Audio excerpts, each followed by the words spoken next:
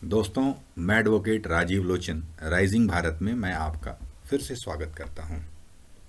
आज मैं जिस विषय को लेकर आपके सामने प्रस्तुत हुआ हूं वह है, क्या आज़ादी हमें दी गई या आज़ादी हमने ली। इस विषय को लेकर पिछले कुछ दिनों में एक बहस छिड़ी, जब से कंगना रनावत ने ये कहा कि हमें आज़ादी जो है वो भीख में दी गई। अब हम दो बिंदुओं पे बात करेंगे कि उस समय जब हमें आज़ादी या जब हम आज़ाद हुए, क्योंकि मैं अभी कंक्लूज़न पे नहीं आना चाहता कि आज़ादी दी गई या हमने आज़ादी ली। हम उस समय की जो वस्तु स्थिति थी उसके द्वारा ये निर्णय मैं आपके ऊपर छोड़ता हूँ कि आप इस सिचुएशन या उस सरकमस्टांसेस को समझने के बाद अपना निर्णय ले पाएंगे कि आज़ादी हमें दी गई थी या आज़ादी हमने ली है। सबसे पहली बात, अगर हम 1947 या उसके आसपास के सरकमस्टांसेस को समझें तो सेकेंड वर्ल्ड वॉर के बाद जो ब्रिटेन जो हमारे ऊपर राज कर रहे थे या जो कॉलोनियल पावर हमारे ऊपर राज कर रही थी, वह पूरी तरह से कमज़ोर हो गया था। क्योंकि सेकेंड वर्ल्ड वॉर के दौरान जो जीत उन्हें मिली, जो अमेरिका के इंटरवेंशन के बाद, लेकिन वो एक सिंबॉलिक जीत थी। इनफैक्ट हिटलर ने इतनी बमबारी की थी ग्रेट ब्रिटेन पे कि वो पूरी तरह से आर्थिक और सामरिक रूप से कमज़ोर हो चुका था। तो ऐसी स्थिति में अब भारत में या ऐसे कई कंट्री, क्योंकि अगर उस समय के देशों के बारे में देखा जाए, क्योंकि करीब करीब उस दौरान अगर 45 से 55 के बीच में करीब 40 से 50 कंट्रीज़ ऐसे हैं जिन्होंने जो इंडिपेंडेंट हुए। तो सवाल है कि यहाँ पे जो हम एक्सक्लूसिविटी की बात करते हैं कि हमने आज़ादी ली, तो इस थ्योरी में यहाँ पे जो है क्वेश्चन मार्क लग जाता है कि उस समय ऐसी हालात बन गए कि जो कॉलोनियल रूल हमारे ऊपर चलाने की कोशिश कर रहे थे, उनकी खुद की स्थिति बहुत कमज़ोर हो गई थी, number one. Number two, of course जिस तरह से आईएनए, इंडियन नेशनल आर्मी का रेजिस्टेंस आया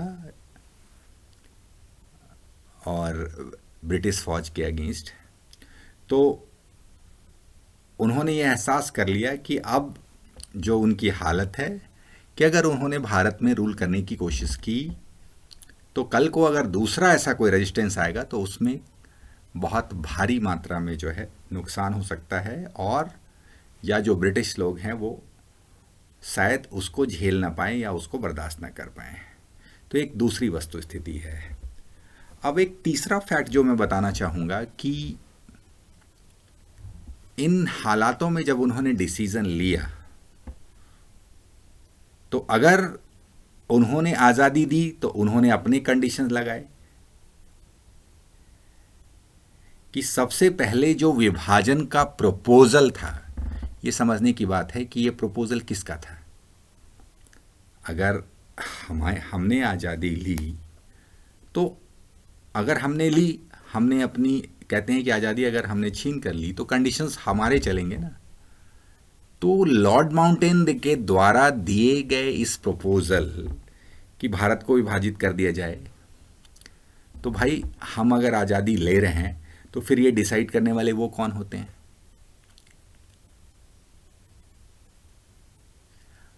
और चौथा जो सबसे इंपॉर्टेंट बात है, जिस बात के लिए ये हमें बार बार सोचना है कि जो पार्टीशन को एक्सेप्ट करने वाली, चाहे वो कांग्रेस है चाहे मुस्लिम लीग है, या कांग्रेस ने जिस तरीके से, क्योंकि मुस्लिम लीग पार्टीशन मांग रहे थे, तो लेकिन कांग्रेस ने जिस तरह से पार्टीशन को एक्सेप्ट कर लिया, तो क्यों एक्सेप्ट कर लिया? अगर आपने आज़ादी ली तो आपके अपने कंडीशंस होते, तो इसका मतलब है कि आपने कंडीशनल आज़ादी ली।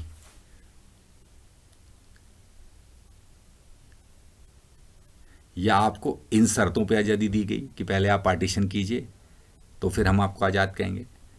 14 अगस्त को पाकिस्तान आज़ाद होता है, 15 अगस्त को आप आज़ाद होते हैं।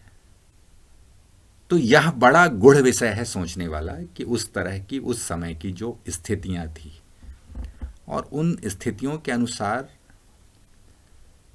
कुछ निर्णय लिए गए और कुछ कंडीशनल निर्णय लिए गए, जैसे जिसके पीछे ये कंडीशंस था। तो कहीं ना कहीं ये सरकमटेंशियल है कि जो आपके रूलर हैं वो कमज़ोर हो गए, लेकिन उसके बावजूद भी उन्होंने अपने शर्तें रखी, अपनी प्रपोजल रखे, क्योंकि जो आपकी टीम थी, जो लोग उस समय नेतृत्व कर रहे थे या जो लीडरशिप थी, चाहे वो कांग्रेस की लीडरशिप हो, तो वो उन्होंने उनके साथ कंडीशंस रखे और आपने उस कंडीशंस को मान लिया। सबसे जो खतरनाक घटनाक्रम है, जो कहते हैं कि मानवीय इतिहास में इससे बड़ा, जो पार्टीशन के दौरान जो दंगे हुए और जो लोगों की हत्याएं हुई, अगर ऑफिशियल फिगर जो 20 लाख के आसपास है और अनऑफिशियल फिगर को देखा जाए तो करीब करीब 40 लाख लोगों की जान गई। लेकिन इसके कारण को समझने की जरूरत है।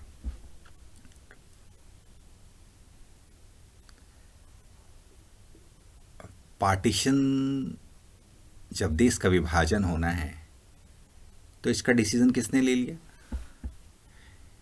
यह डिसीजन अंग्रेजों के द्वारा लिया गया। ये प्रपोजल सिर्फ आपको कहा गया कि आपको मानना पड़ेगा, और एक लाइन ड्रॉ करने के लिए भी किसको बुलाया गया? तो ब्रिटिश आर्किटेक्ट को। इस लाइन का नाम, इस बात को मैं बार बार, बहुत ऐतिहासिक घटनाक्रम है, इस लाइन का नाम है रेड क्लिफ लाइन, जो भारत और पाकिस्तान को डिवाइड करती है।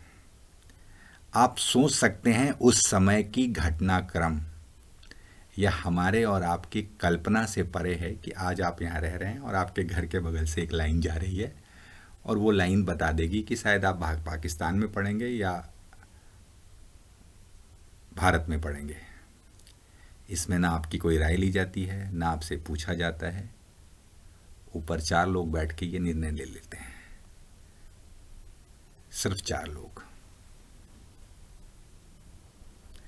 यह कितनी खतरनाक और अमानवीय घटनाक्रम है, इसका हम कल्पना तक नहीं कर सकते। और इसी दौरान क्या होता है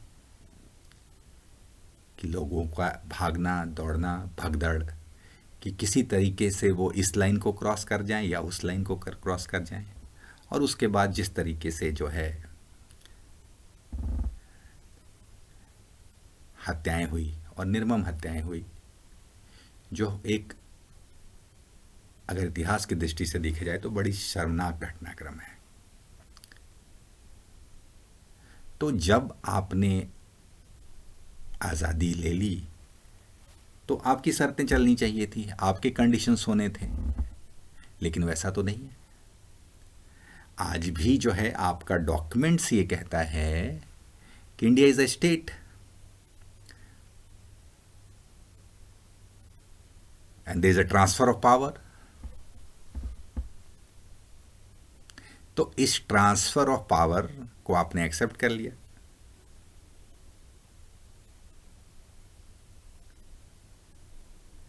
और उसी के अनुसार अब आ जाते हैं 5वें बिंदु पे, जो सबसे इंपॉर्टेंट बात बताते हैं कि जब भी कोई देश आज़ाद होता है तो उस देश के नए कानून होते हैं। लेकिन आज भी आप कई ऐसे कानून चला रहे हैं जो 1860 के बाद बने हुए हैं।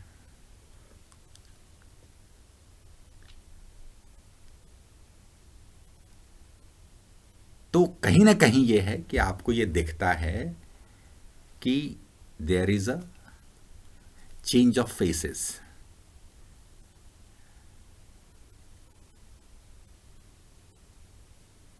पहले कुछ और लोग चला रहे थे, अब कुछ और लोग चला रहे हैं। पहले गोरे लोग चला रहे थे, आज भारत के ही लोग चला रहे हैं। बट जो मेन एसेंस ऑफ फ्रीडम है, जो आज़ादी का जो मूल तत्व है, क्या हम उस तत्व को हासिल कर पाए? ये बहुत इंपॉर्टेंट बात है।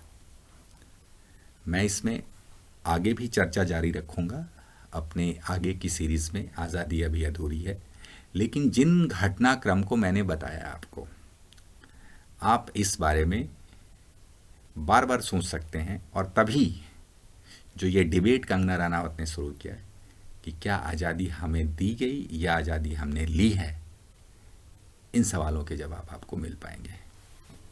अगर आपको मेरा वीडियो पसंद आए तो शेयर करें, लाइक करें और सब्सक्राइब करें। धन्यवाद।